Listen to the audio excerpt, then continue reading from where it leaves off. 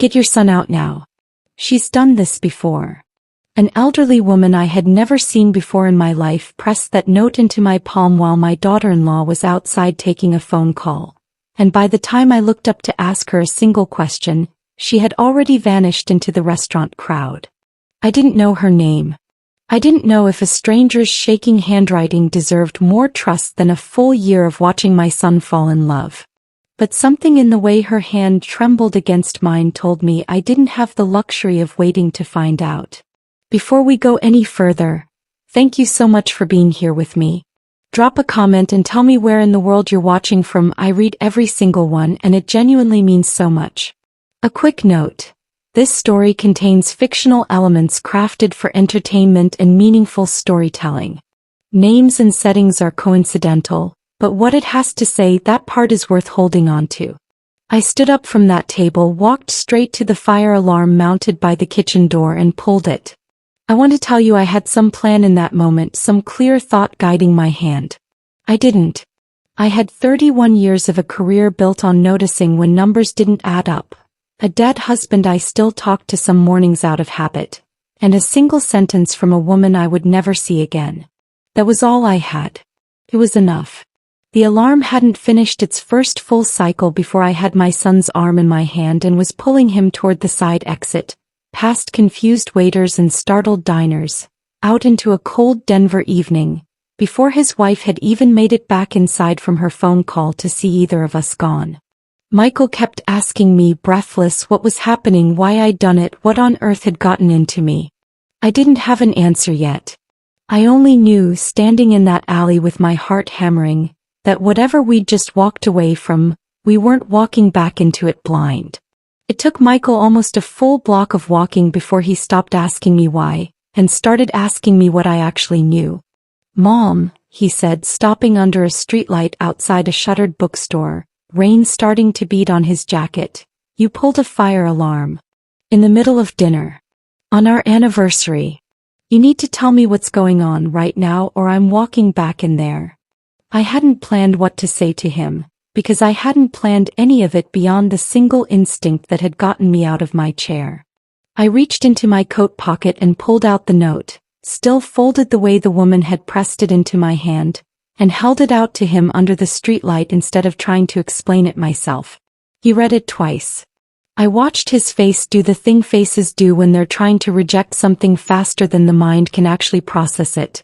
A flicker of a laugh that never made it out of his throat, a shake of his head, and then a stillness that told me some part of him, underneath the disbelief, had already started taking it seriously. This doesn't mean anything, he said. Mom, this could be anybody. Some confused old woman. Someone who mixed us up with another table. She wasn't confused, I told him. She was terrified. I've balanced enough books in my life to know the difference between someone lying to me and someone too scared to lie. That woman was scared, Michael. Scared enough to walk up to a total stranger in a restaurant and risk whatever it cost her to hand this over. He looked back toward the restaurant and I watched him weigh in real time exactly what going back inside now would mean.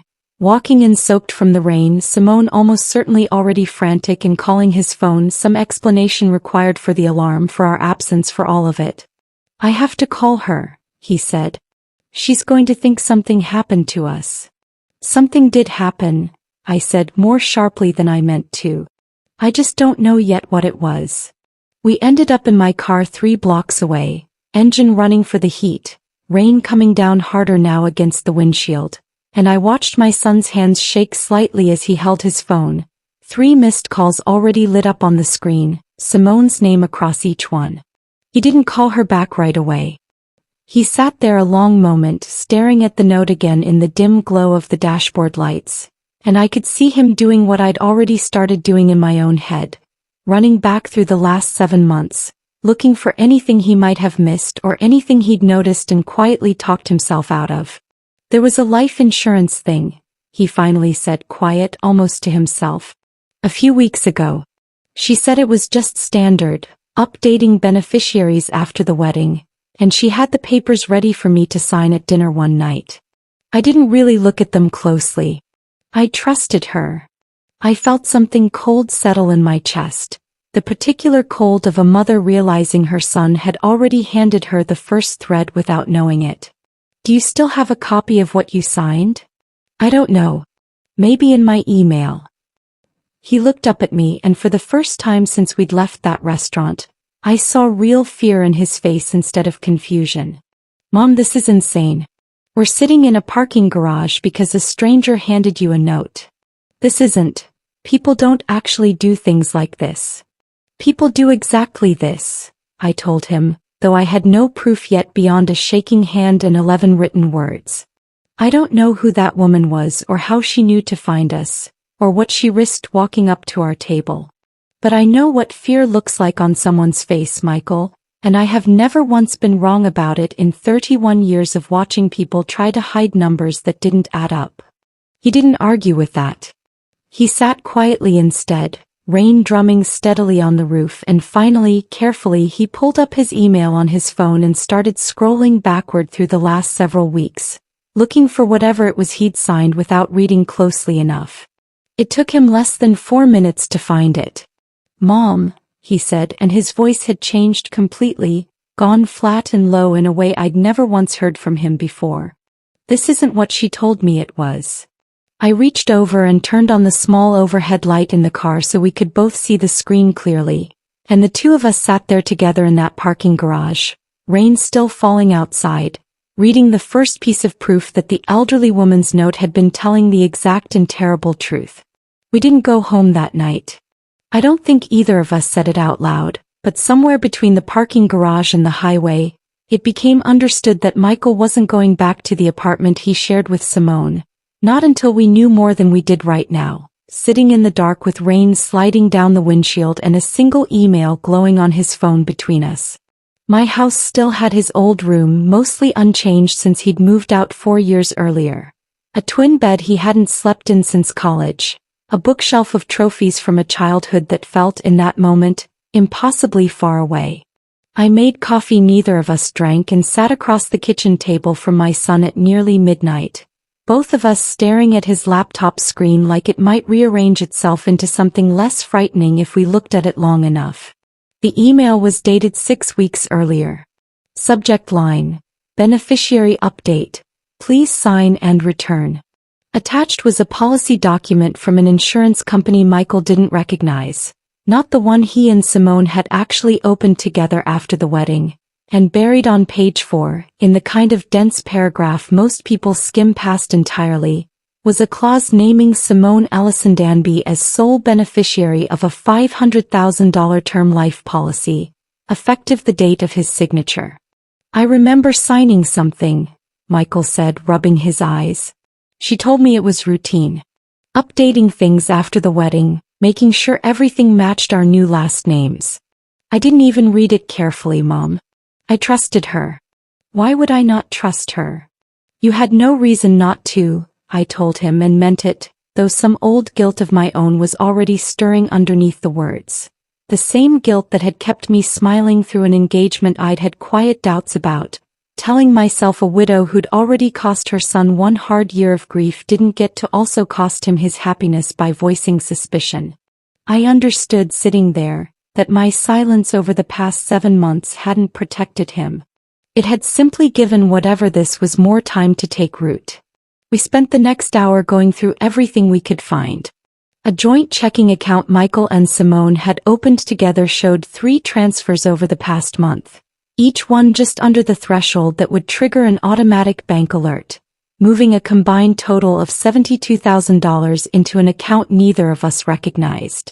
When Michael called the bank's after-hours fraud line, shaking now in a way that had nothing to do with the cold outside, a representative confirmed the transfers had been authorized online using his own login credentials.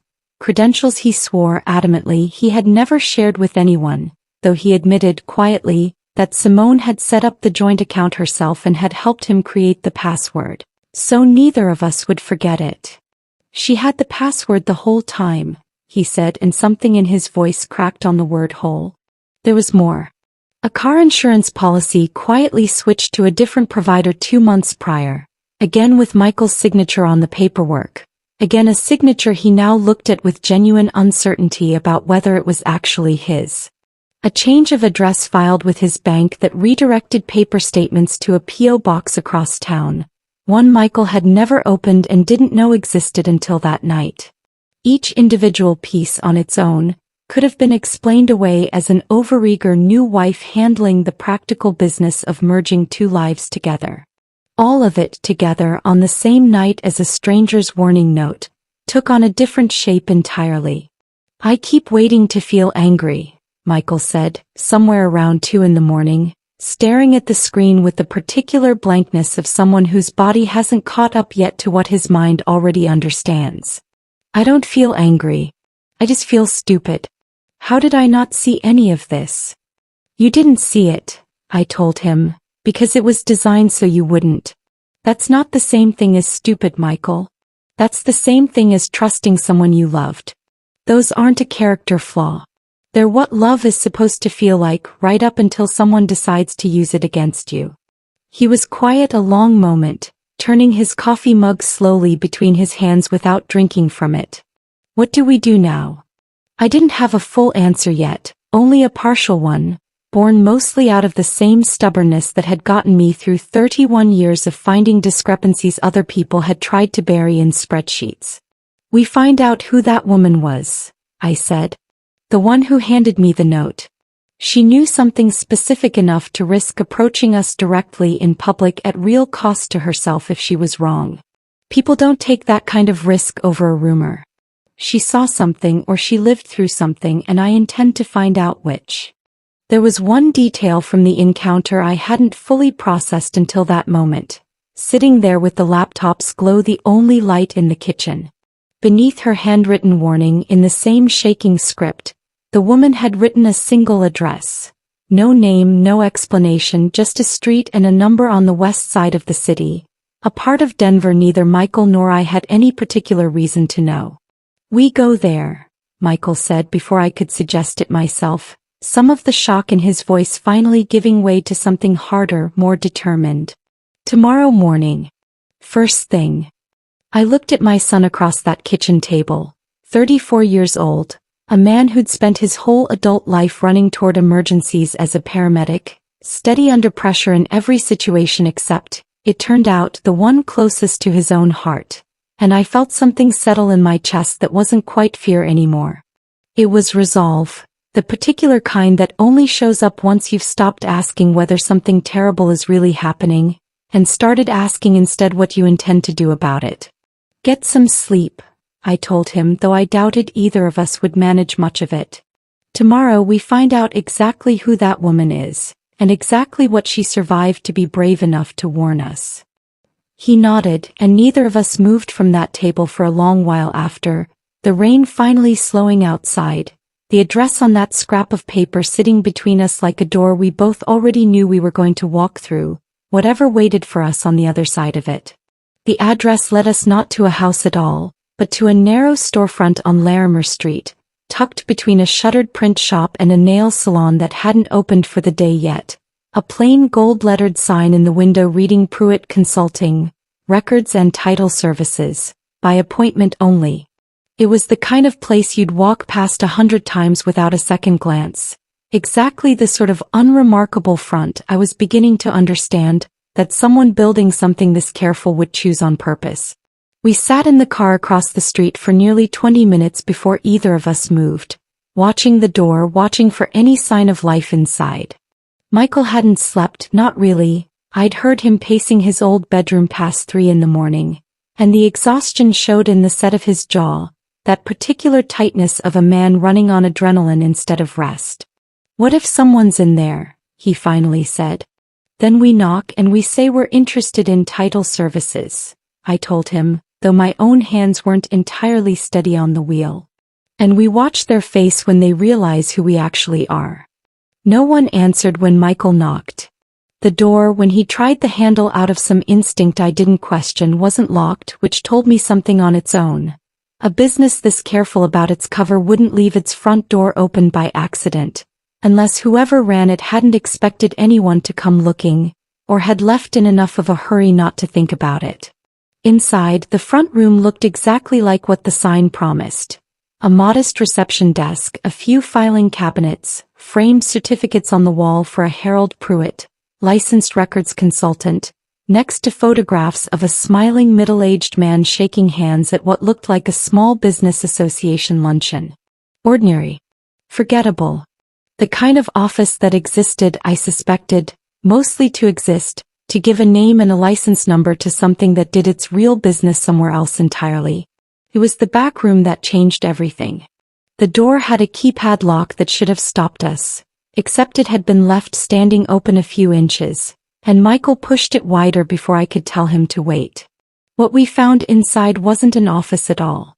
It was something closer to a shrine, though I don't think whoever kept it would have used that word. One long wall covered edge to edge with photographs, newspaper clippings and handwritten index cards, each cluster organized around a different man's face. I recognized none of them. I will never forget any of them now. The first cluster centered on a photograph of a heavy-set man in his 50s, smiling in front of a boat. A clipping beneath it dated 4 years earlier. Local businessman dies in fishing accident, survived by wife. The second showed a younger man, maybe 40, standing beside a motorcycle, his clipping reading, "Fatal collision on Highway 6, investigation ongoing, closed within the week."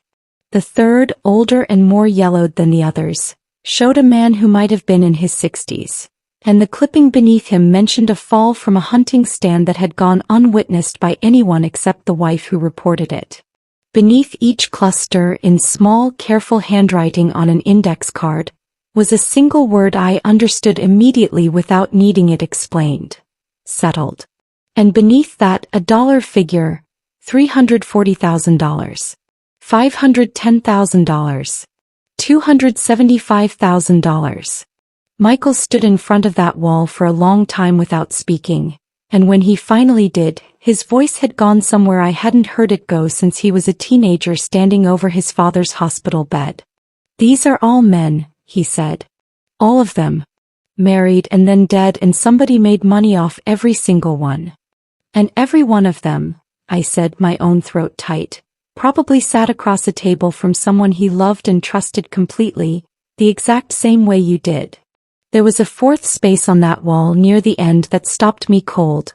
Not a photograph of a dead man at all, but a photograph of a woman, younger, dark-haired, cut out roughly from what looked like a larger picture. No clipping beneath it, only a single handwritten line, "Evie, unresolved. Do not contact." I didn't know yet who Evie was. I would understand within another day that she was the reason we were standing in that room at all. Michael found the rest of it in a filing cabinet drawer that hadn't been fully closed.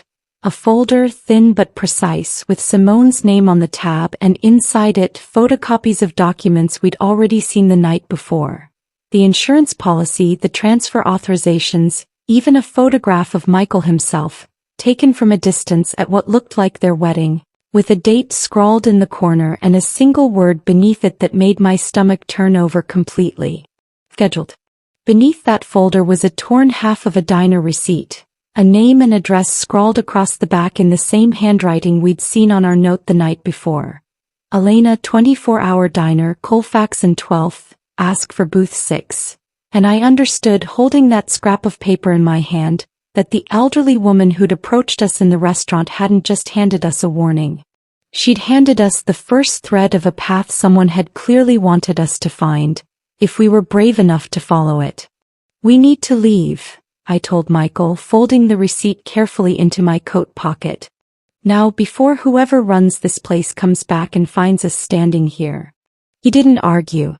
He took one last long look at that wall of photographs on our way out, and I watched something settle behind his eyes that hadn't been there the night before. Not just fear anymore, but the particular clarity of a man who has fully stopped doubting what's actually happening to him. "Mom," he said once we were back in the car, pulling away from the curb faster than either of us probably should have. "That folder had my name in it. My wedding photo. The word scheduled." He looked at me, and for a moment he was 11 years old again, asking me to explain something too big and too frightening for either of us to fully hold. "What does that mean?" "Scheduled for what?" I didn't have an answer for him yet. I only knew, driving toward Colfax Avenue with a torn diner receipt in my pocket and my son's wedding photograph burned into my memory beside 3 dead men's faces, that we were going to find out exactly what that word meant, and we were going to make sure it never happened to him at all. The diner on Colfax was the kind of place that never really closes and never really changes, fluorescent lights humming over cracked vinyl booths, a bell above the door that hadn't rung true in years. We arrived a little after 8 in the morning, both of us running on no sleep and too much coffee, and asked the waitress as casually as either of us could manage for booth 6. The woman waiting there didn't look up right away. She was maybe 50, though something about her posture made her seem both older and younger than that at once. Older in the careful, watchful way she held herself, younger in the way her hands, wrapped around a coffee mug she wasn't drinking from, trembled slightly the same way the elderly woman's had trembled the night before at our table. "You found the receipt," she said, finally looking up, and I understood, meeting her eyes, that this was the same woman who had approached us at the restaurant. Up close, in daylight, she looked less like a stranger and more like someone who had spent years training herself not to be noticed at all. "You're Elena," I said. It wasn't really a question. "Elena Voss," she confirmed. "Though that name's been dead for 6 years officially. I'd appreciate it if it stayed that way a little longer." She gestured for us to sit, and waited until the waitress had refilled our cups and moved off before she spoke again, her voice low, urgent, the voice of someone who has rehearsed a warning in her head 1,000 times and is still not sure she's ready to say it out loud. "I saw your son's photo 3 weeks ago. At a fundraiser dinner, of all places, standing next to a woman I recognized immediately, even with a different last name than the one I first knew her by. I've been trying to work up the courage to say something ever since." "Why didn't you just call the police?" Michael asked, and there was an edge in his voice I understood completely, the frustration of a man wanting a simpler answer than the one he suspected was coming. Elena's laugh had no humor in it at all. "Because 6 years ago I did exactly that. I told 2 different detectives that my husband's death wasn't an accident, that the woman who introduced us, his business partner's assistant, had access to every account we shared and had been asking pointed questions about our life insurance for months beforehand. Both detectives told me grief does strange things to people's memory. One of them suggested gently that I see a therapist." She turned her coffee mug a slow half-circle on the table, not drinking from it. "So I stopped calling the police. I started calling myself dead instead, changed my name, moved 3 states away, and I have spent 6 years watching from a distance, waiting for a moment when I might actually be believed." "And you decided that moment was us," I said. "I decided that moment was your face," Elena said, looking directly at me now. "The way you were watching your son and his wife at that table. You had the look of someone who already had doubts and didn't know what to do with them yet. I recognized it because I had that same look myself once, right up until it was almost too late to matter." She told us the rest of it slowly, carefully, the way you'd defuse something you weren't entirely sure wouldn't go off in your hands. Her husband, Daniel, had died in what was ruled an accidental fall while repairing a section of roof 6 years earlier, 11 months after his marriage to Elena, 4 months after a life insurance policy naming her sole beneficiary had somehow gotten switched, without either of their clear memory of agreeing to it, to name someone else's account as the ultimate destination for the payout instead. The woman who'd introduced them, a soft-spoken records assistant named Renee, had helped streamline the paperwork the entire way through, always cheerful, always helpful, always somehow present at exactly the right moments. "Renee Ellison," Elena said, and I felt the name land somewhere cold in my chest, because it wasn't a name I recognized directly, but something in the shape of it, the last name, made the back of my neck prickle before she finished the thought. "She works in the county records office. Has for almost 20 years. She's very good at making fraudulent paperwork look completely routine, because she genuinely understands the systems better than most of the people meant to catch it." "Ellison," Michael repeated slowly, and I watched the color drain from his face as the pieces arranged themselves in his mind at the same moment they arranged themselves in mine. That's Simone's maiden name. Renee is her mother, Elena finished. I put that together myself 3 weeks ago watching the two of them together at that fundraiser, close enough in the way they moved that I recognized something in it before I even confirmed the relation. A mother who forges the paperwork. A daughter who does the marrying. It's a family business, and as far as I've been able to determine on my own, they've been running it for longer than just the last 6 years.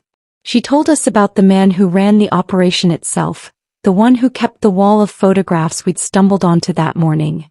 A man Elena knew by 3 different names over the years, though the one she believed to be real, learned secondhand from a source she wouldn't fully name, was Victor Lane. He doesn't do the marrying himself, she said. He finds the marriages, structures the paperwork, launders the payouts once they clear, and takes the largest share for making it all look clean enough that no detective ever looks twice. Renee handles the records end.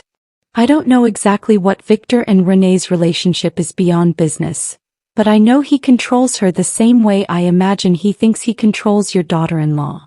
How many? I asked, though I already suspected the answer would be worse than I wanted to hear. How many men? That I know of with certainty, Elena said. 3, including my husband. I suspect there have been more I haven't been able to trace, going back at least a decade before Daniel. She reached into her bag and slid a worn manila folder across the table toward us, the twin of the one we'd found that morning in Renee's back office, except thicker, older, filled with 6 years of Elena's own quiet, obsessive documentation. This is everything I've managed to put together on my own, working alone with no one believing me. I'm giving it to you because you have something I never had. What's that? Michael asked. Time, Elena said. You found out 3 days before whatever they've scheduled for you instead of after. That's more of a head start than any of the rest of us ever got. The word landed in the middle of the table between us, heavier than the folder itself. 3 days. I thought of the wedding photograph in Renee's file, the single word scrawled beneath it, and understood, sitting in that booth with a woman who had spent 6 years disbelieved and hiding, that we no longer had the luxury of moving carefully. We had a deadline now and a name for the man setting it. We left the diner a little after 9, Elena's folder heavy in my bag, and I dropped Michael at his own apartment just long enough to shower and change, insisting he text me the moment he was back outside, unwilling to let more than 20 minutes pass without hearing from him. I drove back toward my house alone to make copies of everything Elena had given us, and it was in that stretch of quiet, ordinary morning, stopped at a red light 3 blocks from my own driveway, that a man I had never seen before opened my passenger door and got into my car. I didn't scream. I want to say that was courage, but it was closer to shock, the particular stillness of a body deciding faster than the mind can, that stillness might be safer than panic. He was perhaps 50, unremarkable in exactly the deliberate way I now understood mattered.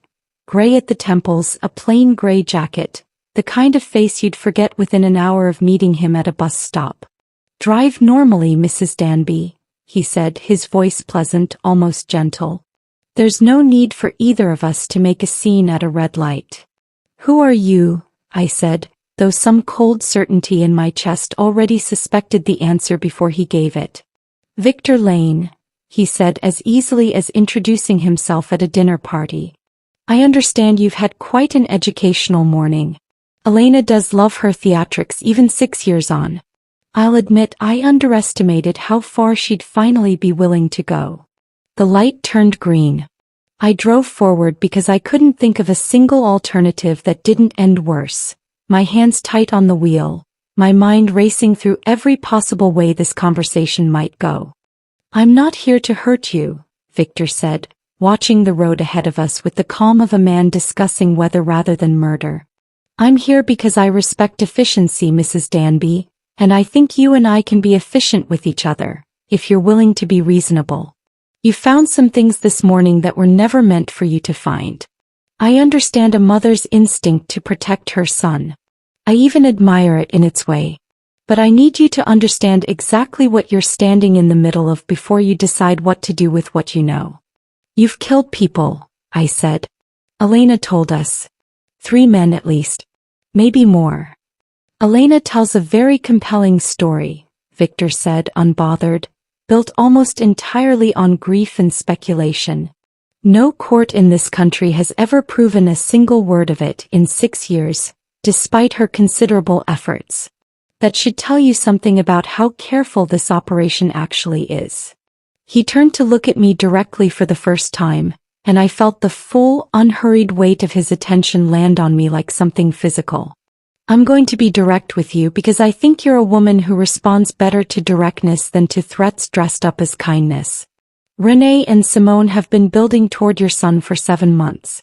There's a great deal of planning, a great deal of paperwork, a considerable amount of money already in motion. What happened last night at that restaurant was unfortunate and, frankly, embarrassing for people I employ who are usually more careful. But it is not yet a catastrophe. Not if you're sensible. Sensible, I repeated and heard my own voice shake despite everything I did to steady it. What exactly does sensible look like to you? It looks like you and your son going home, Victor said, quietly and allowing Simone to explain away last night's little scene as a misunderstanding. It looks like your son staying married for a reasonable period longer, long enough for certain financial arrangements to complete naturally, without any further alarm bells, fire or otherwise. In exchange, I'm prepared to offer you something I very rarely offer anyone in your position, Mrs. Danby. I'm prepared to let him live. I nearly drove through the next intersection without stopping, catching myself only when a horn blared somewhere behind us. My whole body flooded with a fury so complete it briefly crowded out the fear entirely. You think I'm going to hand my son back to you?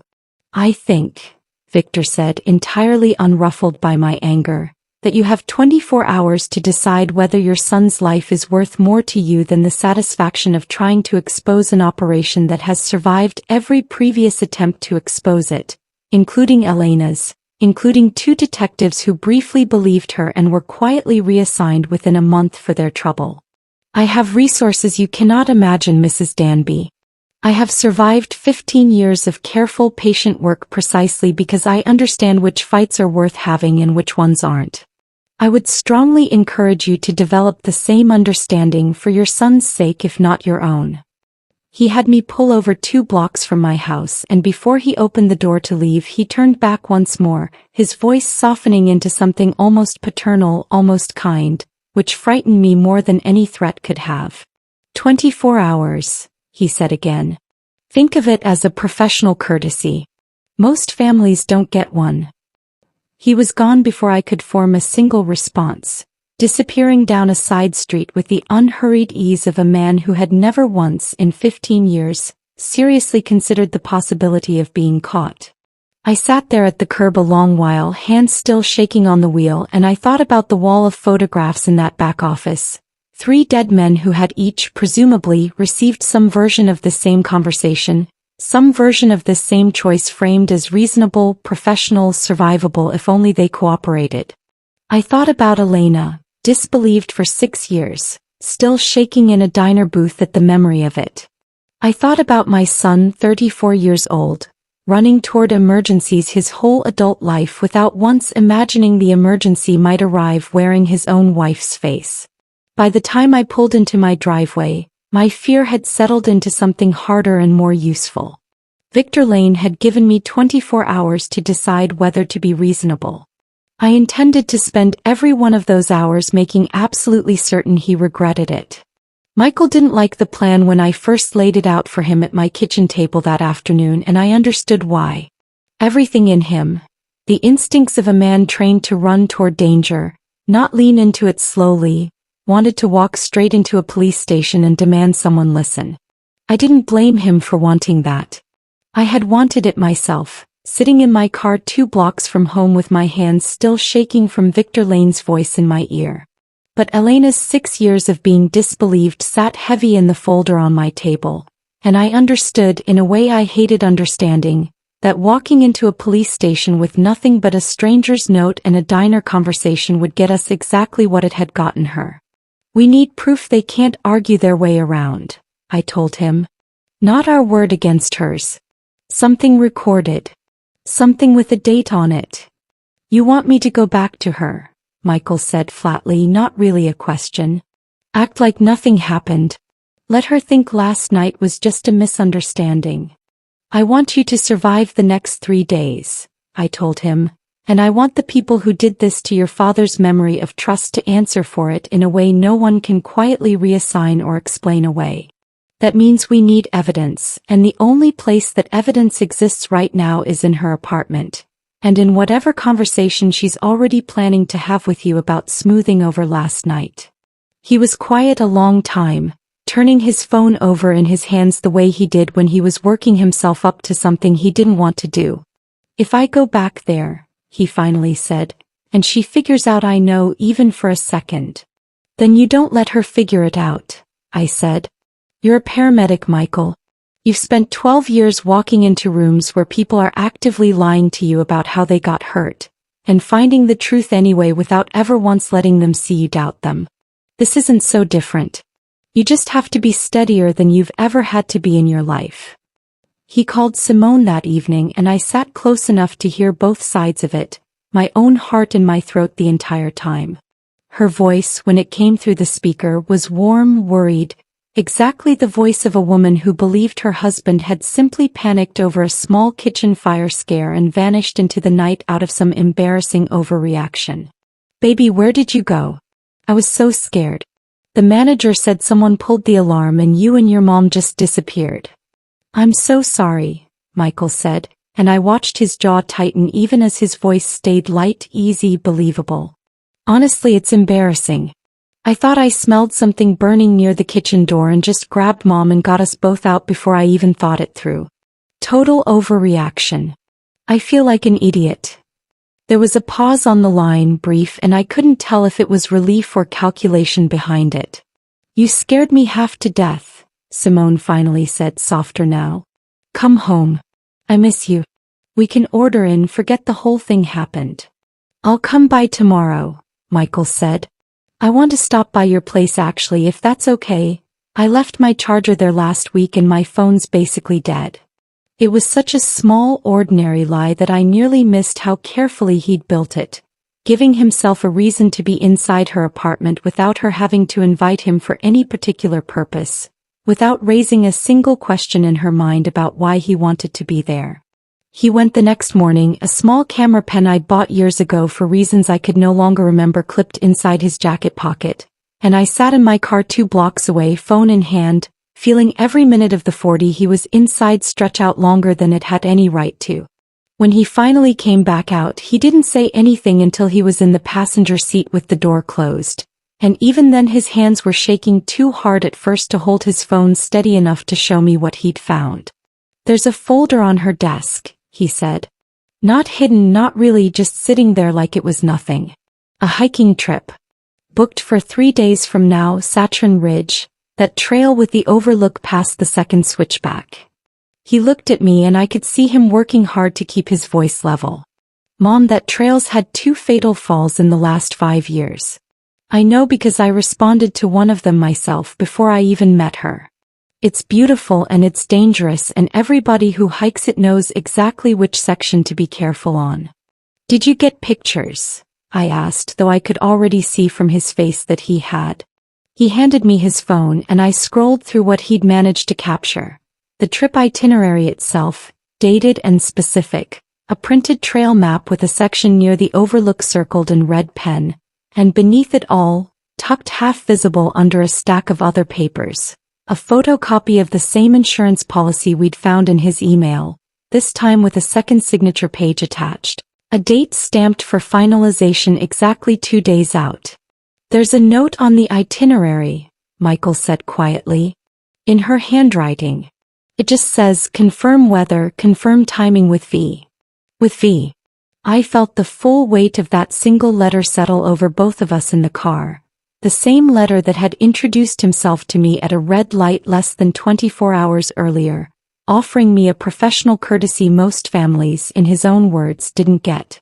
She was so normal, Michael said, and his voice finally broke on the word, the first real crack I'd seen in him since the restaurant. The whole time I was in there she made me coffee, Mom. She asked about my shift schedule for next week. She kissed me goodbye like it was any other morning, and the entire time, that folder was sitting right there on her desk with my death planned out in it. I reached over and took his hand, the same way I used to when he was small enough to need it crossing a street, and I didn't have any comforting words that felt adequate to the moment, so I didn't try to manufacture any. You did exactly what you needed to do, I told him instead. You got the proof. Now we use it. He nodded, wiping his face with the back of his hand, and I started the car, both of us understanding without needing to say it aloud, that whatever 24 hours Victor Lane believed he'd generously offered us had just become considerably less generous than he intended. We spent that afternoon and evening the way I imagine soldiers spend the hours before something they can't undo.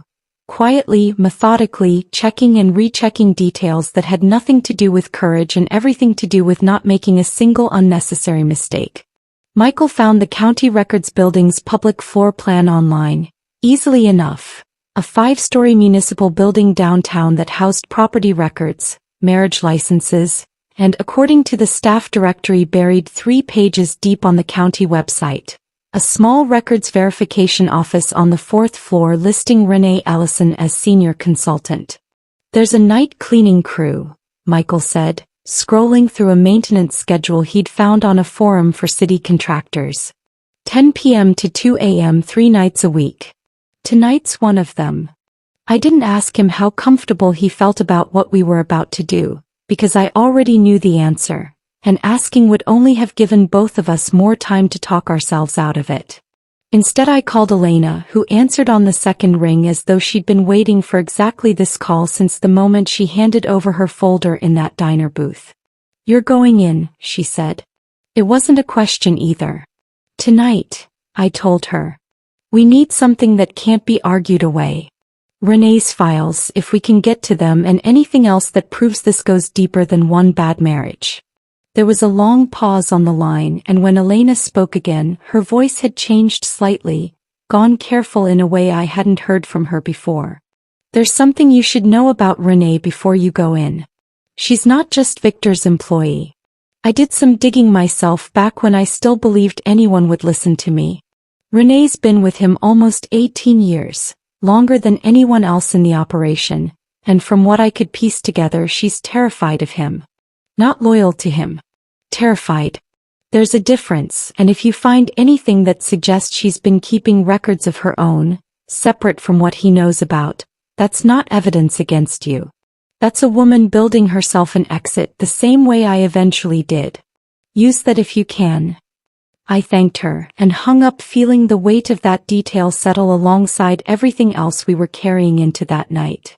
We parked 2 blocks from the records building a little after 11, close enough to the loading dock that Michael's contractor forum had mentioned cleaning crews used to prop the door for air during long shifts. It was open exactly as promised, propped with a folded cardboard box, and we slipped through into a service corridor smelling of industrial cleaner, my heart hammering loud enough that I was certain, absurdly, someone would hear it before they ever saw us. The 4th floor was dark except for the dim glow of emergency lighting, rows of filing cabinets and cubicles stretching out in shadow, and Renee's office, when we found it near the end of a hallway lined with framed county service awards, was locked with nothing more sophisticated than a standard keypad, the same kind, I realized with a chill, that had been left open on the back room in that storefront on Larimer Street. Michael tried the birth date we'd found listed for her in a public county employee database, then a combination based on the office extension listed on her business card. Neither worked. It was the 3rd attempt, a number I suggested almost as an afterthought, the same address written beneath the elderly woman's note on the night this had all started, that finally clicked the lock open. Her office was small, orderly, nothing on the surface to suggest anything beyond a career civil servant's tidy efficiency, except for a locked drawer in the bottom of her desk that Michael pried open with a flathead screwdriver he'd brought exactly for this purpose. Careful, controlled, the same steady hands he used every day pulling people out of car wrecks. Inside were exactly the kind of files we'd hoped for. Forged deed transfers. Backdated beneficiary changes on at least 4 different insurance policies, each one cross-referenced to a name we now recognized from that wall of photographs on Larimer Street. A digital drive small enough to fit in my palm, labeled only with a date from 6 years earlier. The same year I realized that Elena's husband had died. And beneath all of it, in a plain manila folder with no label at all, something Elena's warning had prepared me to look for but hadn't prepared me to actually find. Photographs of Victor Lane himself, taken at a distance, at what looked like private meetings with men we didn't recognize. Financial records showing transfers from accounts I suspected belonged to Victor into an account under a name that wasn't Renee's, not exactly, but close enough that I understood immediately she'd built herself a separate identity of her own, the same way Elena had. A handwritten letter, unsent, addressed to a federal prosecutor's office, dated 8 months earlier, that began, "I am prepared to provide testimony regarding a pattern of homicide I have participated in under duress for 18 years, in exchange for protection for myself and my daughter." My daughter. Michael read that line over my shoulder and went completely still beside me. "She was going to turn herself in," he said quietly. 8 months ago. Before any of this happened with Simone. "And she didn't send it," I said, understanding the shape of it even as the words left my mouth. Because turning herself in would have meant turning in her own daughter too. We photographed everything we could, downloaded what fit onto the small drive Michael had brought for exactly this purpose, and were halfway through copying the last folder when the hallway lights outside the office snapped on, harsh and sudden, and a voice I recognized instantly from a red light 2 days earlier spoke calmly from the doorway behind us. "I have to say, Mrs. Danby," Victor Lane said, "I am genuinely impressed you found your way in here at all." I turned slowly, the digital drive still clutched in my hand, and found Victor Lane standing in the doorway exactly as unhurried as he'd been in my car 2 days earlier, though this time he wasn't alone. Renee Allison stood a few steps behind him in the hallway, still in the same cardigan I imagined she wore during ordinary business hours, her face pale and rigid in a way that told me she hadn't expected to be here at all tonight, not like this. And behind both of them, closer to the elevator, stood Simone, my son's wife, still wearing the soft, worried expression she'd greeted him with 2 mornings earlier over coffee, except now there was nothing soft in her eyes at all. "Michael, baby," she said, and her voice had the same warmth it always carried, which frightened me more than anger would have. "What are you doing here? This isn't like you." Michael didn't answer her. He stepped slightly in front of me instead, his body angling between me and the doorway in the same instinctive way he must have positioned himself over 1,000 times pulling strangers out of wreckage. And I understood watching him do it, that whatever fear he carried, it hadn't touched the part of him that would put himself first without thinking twice. "You've been busy," Victor said, stepping into the office now, unhurried, glancing at the open drawer, the scattered files, the drive still in my hand. "Renee, it seems your little insurance policy has finally been discovered by someone other than you." Renee's eyes went to the folder on the desk, the unsent letter visible at the top of the pile, and I watched something in her face crack open completely. Not surprise, but the particular devastation of a secret you've kept so long and so carefully finally being seen by the one person you most needed to keep it from. "Victor," she started, "I can explain." "You don't need to explain anything to me," Victor said, his voice still pleasant, still entirely unbothered, though something colder had crept beneath it now. "I already understand perfectly well what that letter says, Renee. 18 years, and you were prepared to trade all of it away the moment it became convenient for you." He turned back to me before she could respond, and I saw her flinch at being so completely dismissed. "Mrs. Danby, you've put me in a genuinely inconvenient position. I gave you 24 hours as a courtesy.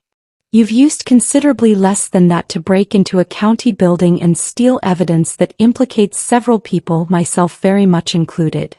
You murdered 3 men that we know about, I said, my voice steadier than I expected it to be, steadier than I felt. Maybe more. You threatened my son's life to my face. I don't owe you a single ounce of consideration for your inconvenience. Simone stepped further into the room now, and when she spoke, the warmth had finally, completely drained out of her voice, replaced by something flatter and far more honest than anything I'd heard from her in 7 months. You could have just let this happen quietly, Michael. It would have been painless. You wouldn't have suffered. I made sure of that every single time. She said it the way someone might describe a professional courtesy, and I understood, hearing it, exactly how many times before this she must have told herself the same thing about other men, other lives ended cleanly and without cruelty, as though that somehow made any of it forgivable. You never loved me, Michael said, and his voice cracked on the words despite every effort to keep it steady. Not for one single day. I liked you, Simone said, and something almost like genuine regret crossed her face for the first time. That's more than I can say for most of them. Victor moved toward the door, blocking it fully now, and I understood in that moment that we had run out of room to negotiate, out of time to think our way carefully toward an exit the way we had every step up to this point. My hand was still in my coat pocket and my phone was still in it, and some instinct, the same instinct that had made me stand up in that restaurant 2 nights earlier and walk toward a fire alarm without a plan, moved my thumb across the screen before my mind had fully caught up to what I was doing. I had used the app exactly twice in my life, both times to watch a grandchild's dance recital streamed by someone else. I knew at least which button started it. Mrs. Danby, Victor said, noticing the movement, his voice sharpening for the first time since he'd stepped into that office. I would strongly advise you put that phone away. Why? I said, my thumb already pressing the button, my voice louder now than I'd intended, loud enough, I hoped, to carry clearly into whatever microphone the phone was using. Are you afraid of what happens if more than just us hears you finish that sentence? Something shifted in the room instantly, a subtle recalculation crossing every face at once. Victor's composure flickering for the first time since I'd met him, Renee's hand rising toward her own mouth, Simone's eyes darting toward the phone in my hand with an expression that told me, finally, unmistakably, that I had found the one thing in that room capable of actually frightening any of them. Turn that off, Victor said, his voice losing every trace of its earlier calm. Say that again, I told him, holding the phone steady, praying silently that the stream had actually started, that somewhere out there even a handful of strangers were watching. Tell them what you just told my son. Tell them how many men. Tell them what you offered me for my son's life at a red light 2 days ago. For one long, terrible moment, nobody in that room moved at all, and I understood we were balanced on something narrow enough that whichever way it tipped next would decide everything. Victor's composure came back faster than I expected, though not fully, not the way it had in my car 2 days earlier. You think anyone's actually watching that, he said, and there was an edge in his voice now that hadn't been there before, the first genuine crack I'd seen in 15 years of careful, practiced calm.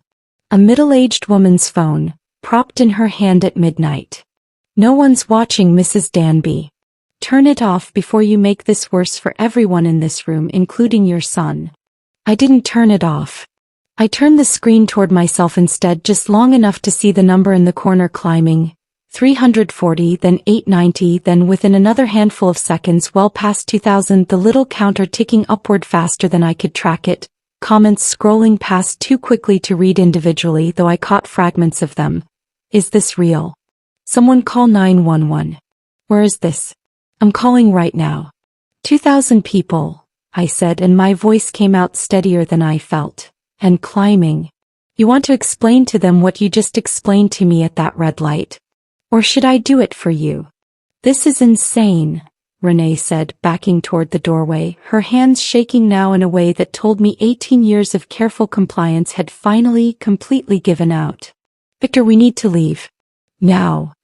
No one is leaving, Victor said, though his voice had lost the smooth, unhurried quality it carried through every previous conversation, "until that phone is off.